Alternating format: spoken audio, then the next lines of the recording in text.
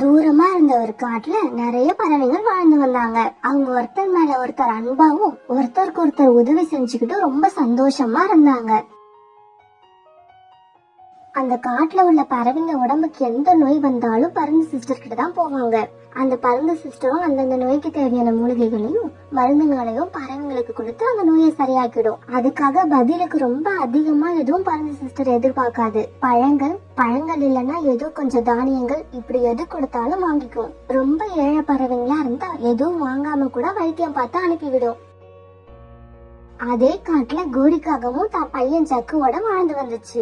கோரிக்காகவும் தனக்கும் இல்ல தான் பையன் ஜக்குவுக்கும் உடம்புக்கு எது வந்தாலும் மருந்து வாங்க பருந்து சிஸ்டர் கிட்ட தான் போகும். ஆனா இது வரைக்கும் ஒரு நெல்மணி கூட பருந்து சிஸ்டருக்கு கொடுத்ததே கிடையாது. போறப்ப எல்லாம் ஏதாவது கதைய சொல்லிட்டு ஓசிலேயே மருந்து வாங்கிட்டு வந்துடும். இப்ப கூட அது பருந்து சிஸ்டர் தான் பார்க்க கிளம்பிக்கிட்டு இருக்கு. சிஸ்டர் ஜி, எனக்கு கொஞ்ச நாளாவே உடம்புல ஒரு சுறுசுறுப்பும் இல்ல.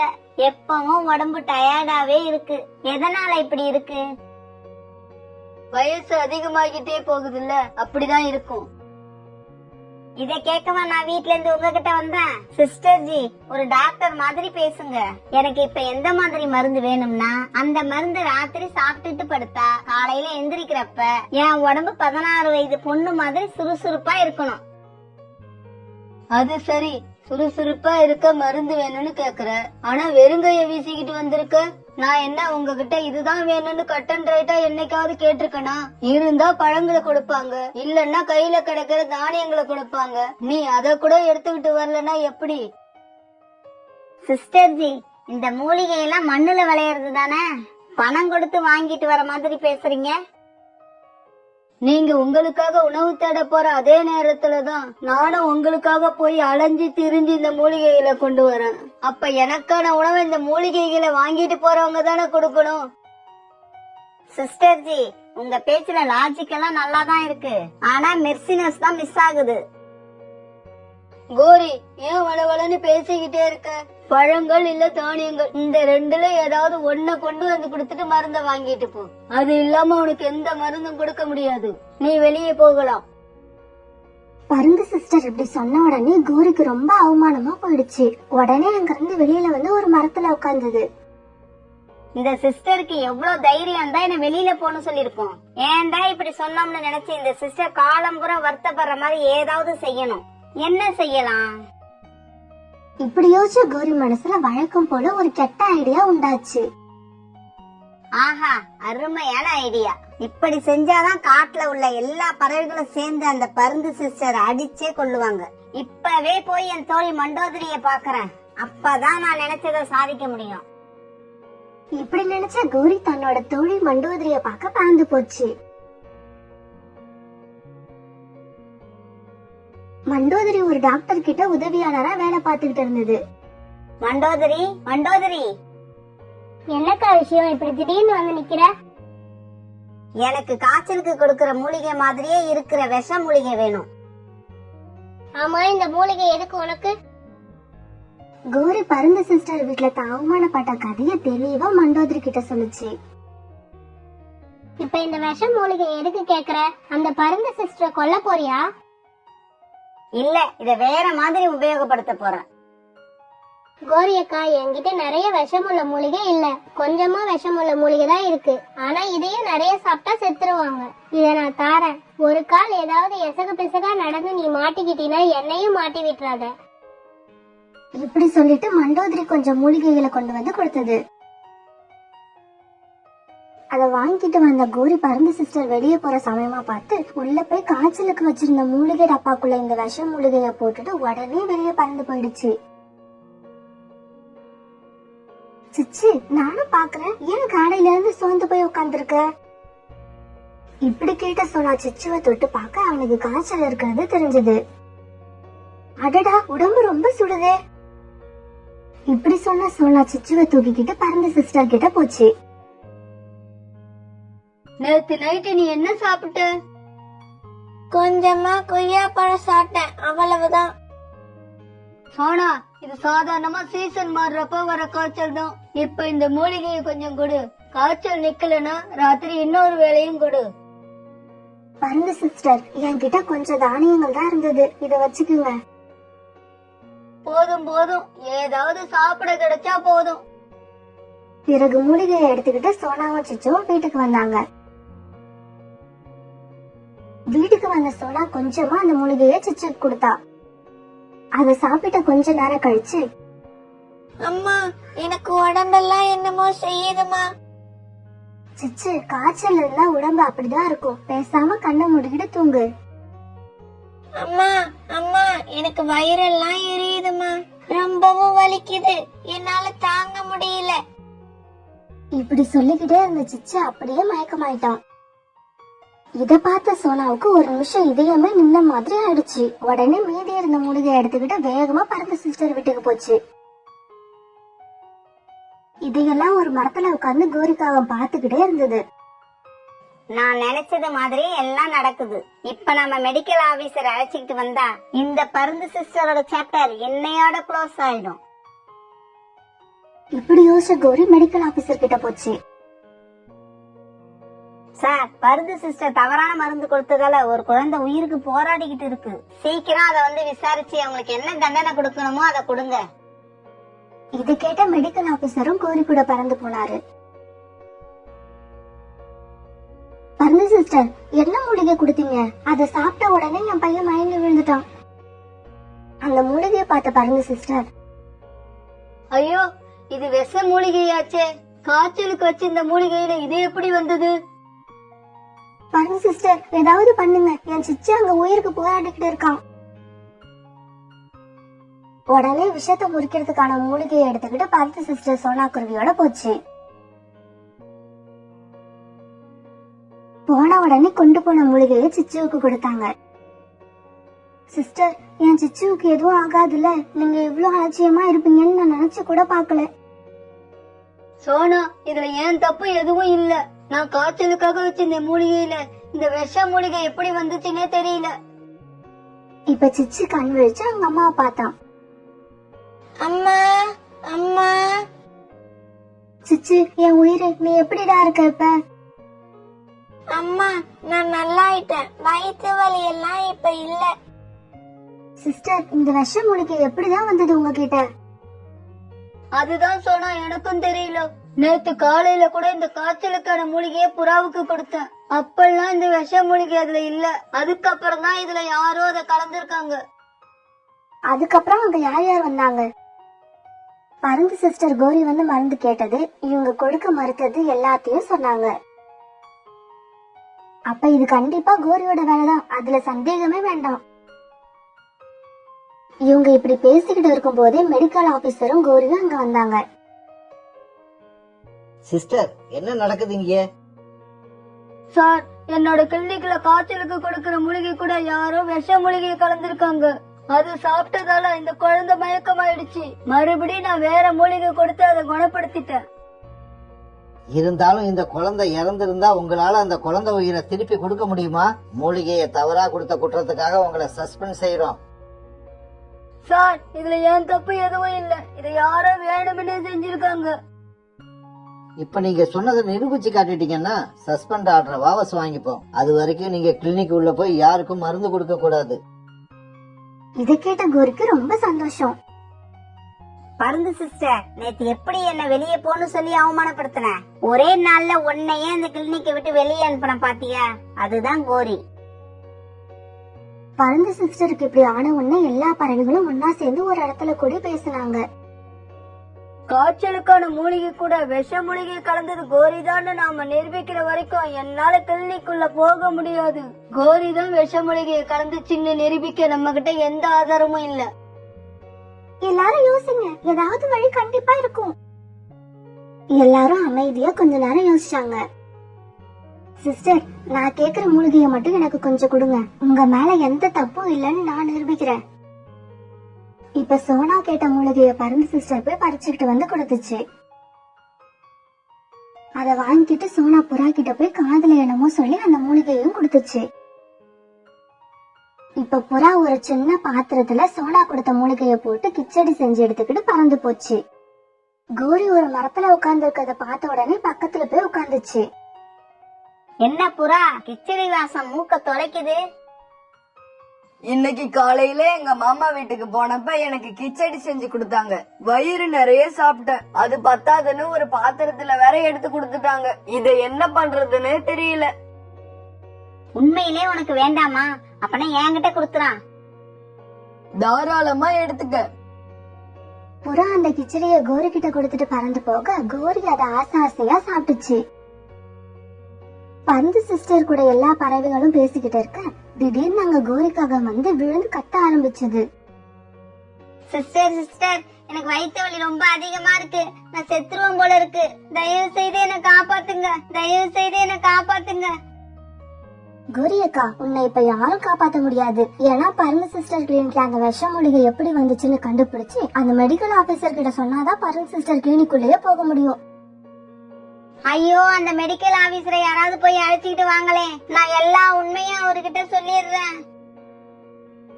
ஒரு பறவை போய் மெடிக்கல் ஆபீசரை அழைச்சுக்கிட்டு வர அவர்கிட்ட கோரி எல்லா உண்மையும் சொல்லுச்சு. சிஸ்டர், இப்ப நீங்க கிளினிக் உள்ள போய் இந்த கோரிக்கு தேவையான மூலிகையை எடுத்து கொடுங்க. அப்புறம் இந்த கோரி பறவைகள் உயிரோட விளையாண்டதால இதுக்கு ஜெயில் தண்டனை நிச்சயமா கிடைக்கும். பறவைங்க உயிரோட விளையாண்ட கோரி இப்ப ஜெயில் கம்பியோட விளையாடிக்கிட்டு இருக்கு.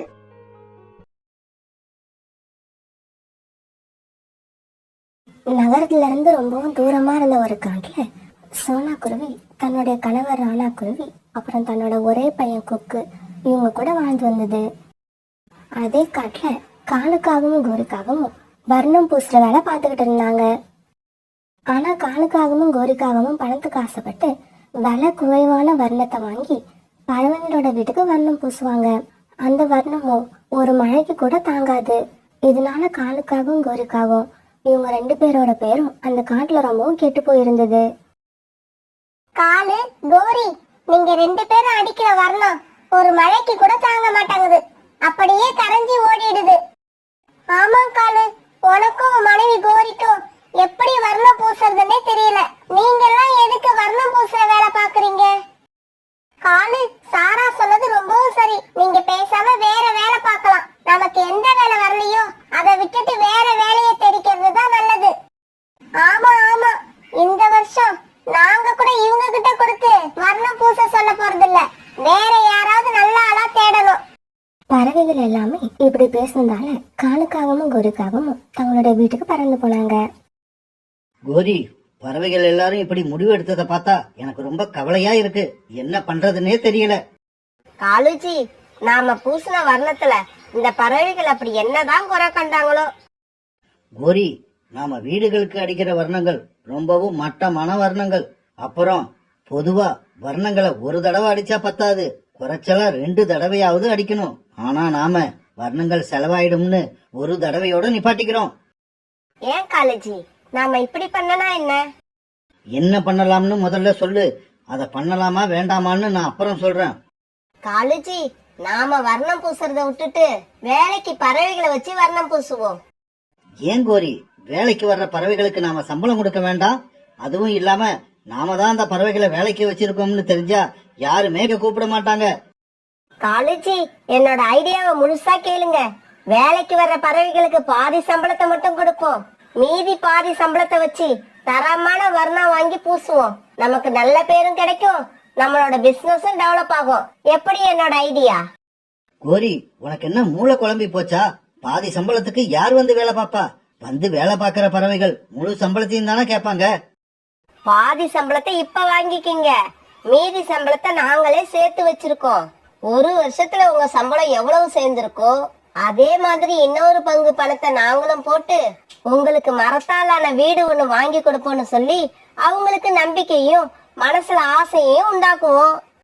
கோரி, நீ சொல்றதும் நல்லாதான் இருக்கு. இத கேட்டா எந்த ஏழை பறவையா இருந்தாலும் உடனே சரின்னு தான் சொல்லுவாங்க. ஆனா அந்த மாதிரி ஏழை பறவைகளை நாம எங்க போய் தேடுறது? காலுஜி, நம்ம காட்டுல இருக்க சோனா குருவியும் ராணா குருவியும் இப்ப எந்த வேலையும் இல்லாம கஷ்டப்பட்டுக்கிட்டு இருக்காங்க. இப்பவே வாங்க நாம அவங்கள போய் பாப்போம். இப்படி பேசிக்கிட்ட காலுக்காகவும் கோரிக்காகவும் பிறகு சோனா குருவி வீட்டை நோக்கி பறந்து போனாங்க. குக்குவோட அப்பா, வீட்டுல மளிகை பொருட்கள் ஆயிடுச்சு. இன்னும் கொஞ்ச நேரத்துல குக்கு எழுந்திரிச்சு பசிக்குதுன்னு சொன்னா என்ன பண்றதுன்னு எனக்கு தெரியல. சோனா, எனக்கும் என்ன பண்றதுனே புரியல. மாசத்துல 10 நாள் தான் நமக்கு வேலை கிடைக்குது. அந்த சம்பளத்தை வச்சு குடும்பத்தை நடத்துறது ரொம்பவும் கஷ்டமா இருக்கு. சரி சரி, நான் எங்கேயாவது போய் வேலை பார்த்து குக்கு எழுந்திருக்கிறதுக்குள்ள மல்லிகை ஜாமான்களை வாங்கிக்கிட்டு வரேன். குக்குவோட அப்பா, வெறும் வயிற்றோட எப்படி நீங்க வேலைக்கு போக முடியும்? கொஞ்சம் வீட்டுல தானியங்கள் இருக்கு, இதையாவது சாப்பிட்டு போங்க. இல்ல சோனா, எனக்கு இது வேண்டாம். ஒருவேளை நான் வர்றதுக்கு முன்னாடியே குக்கு எழுந்திருச்சுட்டான்னா இந்த தானியங்களை அவனுக்கு கொடு. ராணா குருவி இப்படி சொல்லிட்டு வெளியே கிளம்ப தயாரானப்ப காலுக்காகவும் கோரிக்காகவும் அவங்க வீட்டுக்கு வந்தாங்க. காலுக்காகவும் கோரிக்காகவும் சேர்ந்து தங்களோட நயவஞ்சக திட்டத்தை ராணா குருவி கிட்ட சொல்லி அது மனசுல ஆசையை உண்டாக்குனாங்க. சோனா, நீ என்ன நினைக்கிற?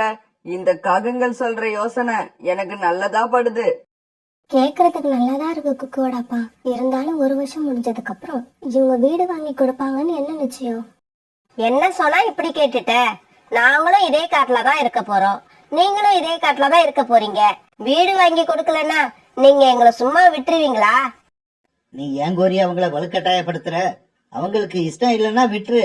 வா, நாம வேற பறவைகளை பார்த்து வேலையில சேர்த்துப்போம். நமக்கு என்ன பறவைகளா கிடைக்காது? ஆமா கோரி, நம்ம கிட்ட வேலை செய்ய போற பறவைகளுக்கு அட்வான்ஸ் கொடுக்கறதுக்காக உன்னை பணம் எடுத்துக்கிட்டு வர சொன்னனே, எடுத்துக்கிட்டு வந்தியா? எடுத்துக்கிட்டு வந்திருக்கேன் காலேஜி, இதோ இருக்கு பாருங்க. காலுக்காகவும் கோரிக்காகவும் இப்படி திட்டம் போட்டு வறுமையில இருக்க ராணா குருவி சோனா குருவி கிட்ட பணத்தை காட்டினதும் வேற வழி இல்லாதவங்க இந்த திட்டத்துக்கு ஒத்துக்கிட்டாங்க. காலு, கோரி, நீங்க சொல்ற திட்டத்துக்கு நாங்க ஒத்துக்கிறோம். நாளையில இருந்து நானும் என்னோட மனைவியும் உங்ககிட்ட வேலைக்கு வரோம். சோனா குருவியையும் ராணா குருவியையும் இப்படி தங்களோட வலையில விழ வச்ச காலுக்காகவும் கோரிக்காகவும் ரொம்பவும் சந்தோஷமா அங்க இருந்து பறந்து போனாங்க. பிறகு ராணா குருவியும் சோனா குருவியும் காகங்கள் கிட்ட வர்ணம் பூசுற வேலை பார்க்க ஆரம்பிச்சாங்க. ராணா குருவியும் சோனா குருவியும் தங்களுடைய வேலையை ரொம்பவும் நேர்மையா பார்த்தாங்க. ரொம்பவும் கஷ்டப்பட்டாங்க. தங்களுடைய கஷ்டத்தை பார்க்காம அவங்களுக்கு மனசு திருப்தி வர வரைக்கும் வேலை பார்த்து வீடுகளை தங்களோட வர்ணத்தால ஜொலிக்க வச்சாங்க. ராணா குருவியும் சோனா குருவியும் இப்படி உண்மையா வேலை செஞ்சதால எல்லா பறவைங்களும் ரொம்ப சந்தோஷப்பட்டாங்க. காலு, கோரி, உங்களுக்கு வர்ணம் பூச தெரியாததை ஒத்துக்கிட்டு வர்ணம் பூச ராணாவையும் சோனாவையும் வேலைக்கு வச்சு ரொம்ப நல்ல காரியம் பண்ணிருக்கீங்க. இந்த குருவிகளோட வேலை எங்களுக்கு ரொம்பவும் பிடிச்சிருக்கு. இப்படி ராணாவும் சோனாவும் நல்ல முறையில வர்ணம் அடிச்சு கொடுத்ததால காலுக்காகத்துக்கிட்ட நிறைய ஆர்டர் வர ஆரம்பிச்சு பணமும் சேர ஆரம்பிச்சது.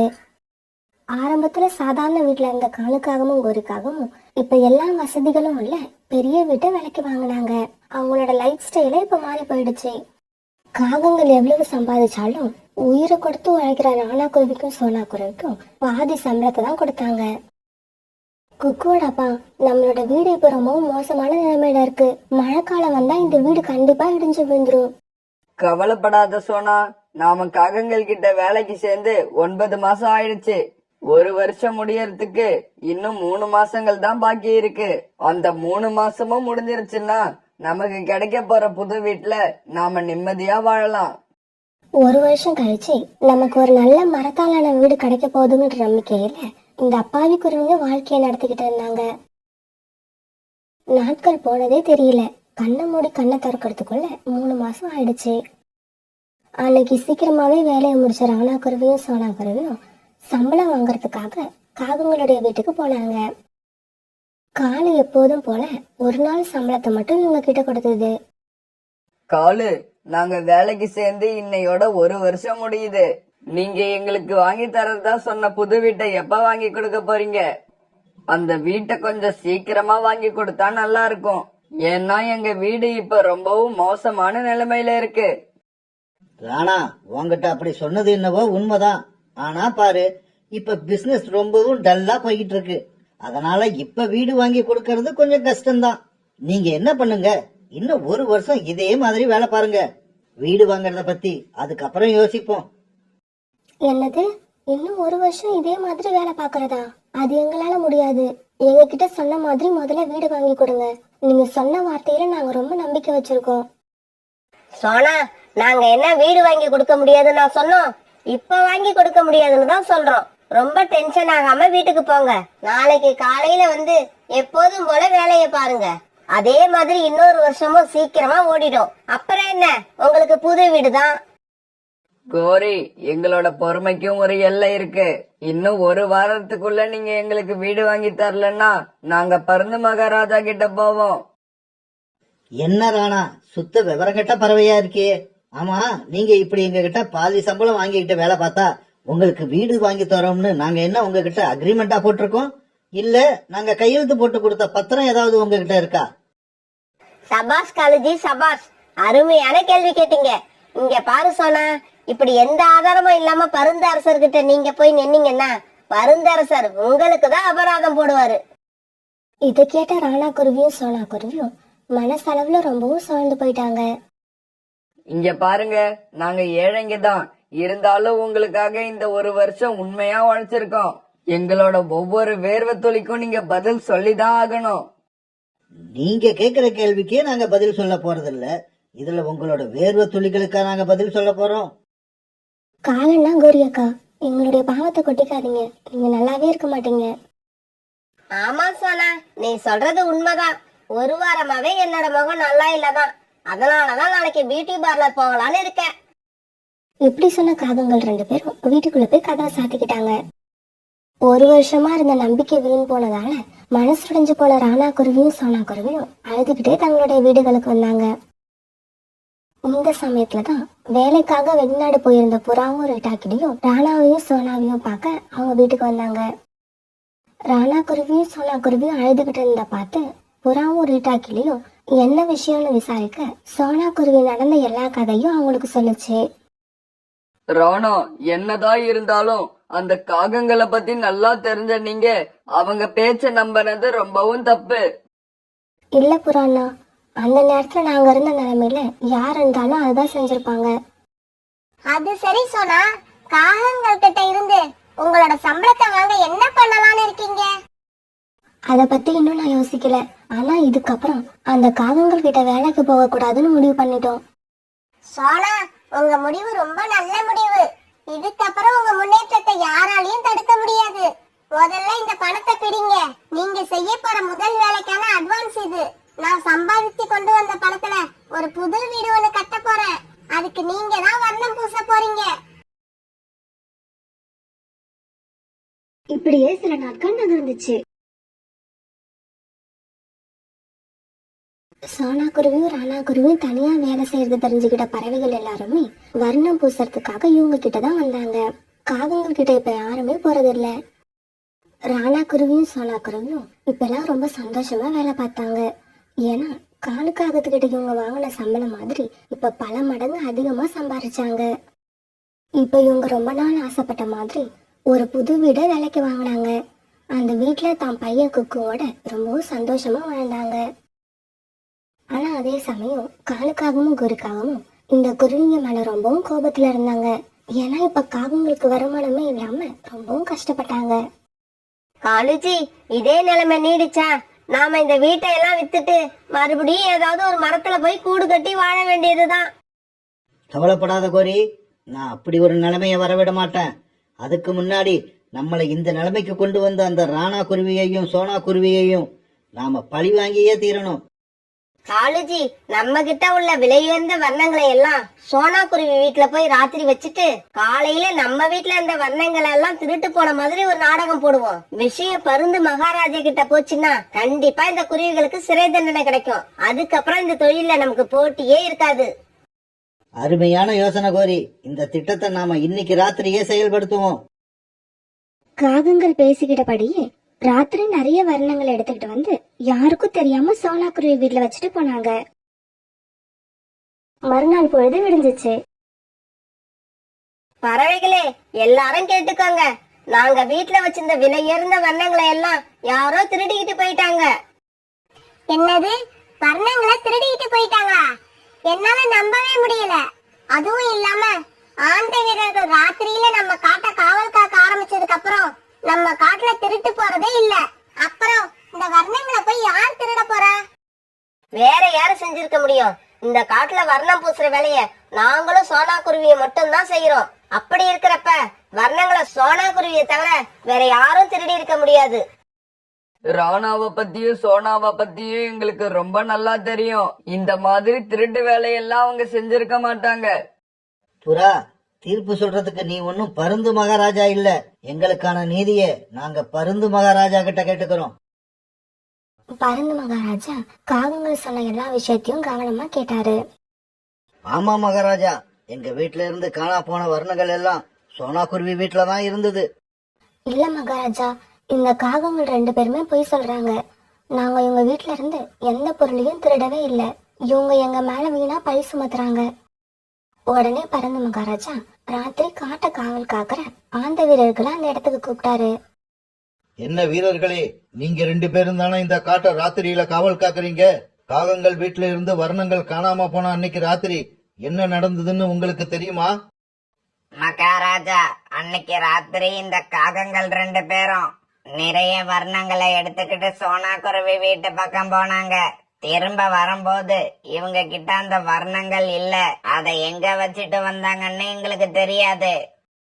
காகங்களே, இந்த குருவிகள் மேல நீங்க பொய் புகார் கொடுத்திருக்கீங்க. அரண்மனையோட நேரத்தையும் வீணடிச்சிட்டீங்க. பருந்து மகாராஜா, ரொம்பவும் கோவப்படாதீங்க. நாங்க செஞ்ச தப்பு உங்களுக்கு தெரிஞ்சு போயிடுச்சு. எப்படி இருந்தாலும் தண்டனை கொடுக்க தான் போறீங்க. அத கொஞ்சம் குறைச்சலா கொடுங்கன்னு உங்களை நாங்க ரொம்ப தாழ்மையா கேட்டுக்கிறோம். வீரர்களே, இந்த காகங்கள் 2 பேரும் இனிமே நம்ம காட்டுல உள்ள பறவைகள் எல்லாருக்கும் இலவசமா சுமைகளை தூக்கி வேலை செய்வாங்க. அதுக்காக இவங்களுக்கு யாரும் எந்த சம்பளமும் கொடுக்க தேவையில்லை. பறவைகள் விருப்பப்பட்டா கொஞ்சம் தானியங்களை தரலாம்.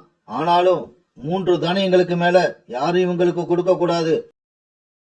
கோரி, இப்படி ஒரு விசித்திரமான தண்டனைய நான் இதுவரைக்கும் கேள்விப்பட்டதே இல்ல. ஆமா காலுஜி, இந்த பருந்து மகாராஜா நமக்காகவே புதுசு புதுசா தண்டனைகளை கண்டுபிடிச்சு கொடுக்கறாரு. பிறகு இந்த காகங்கள் 2 பேரும் ரொம்ப நாள் வரைக்கும் அந்த காட்டுல உள்ள பறவைங்களுக்கு சும தூக்குற வேலையை இலவசமா செஞ்சுக்கிட்டு இருந்தாங்க.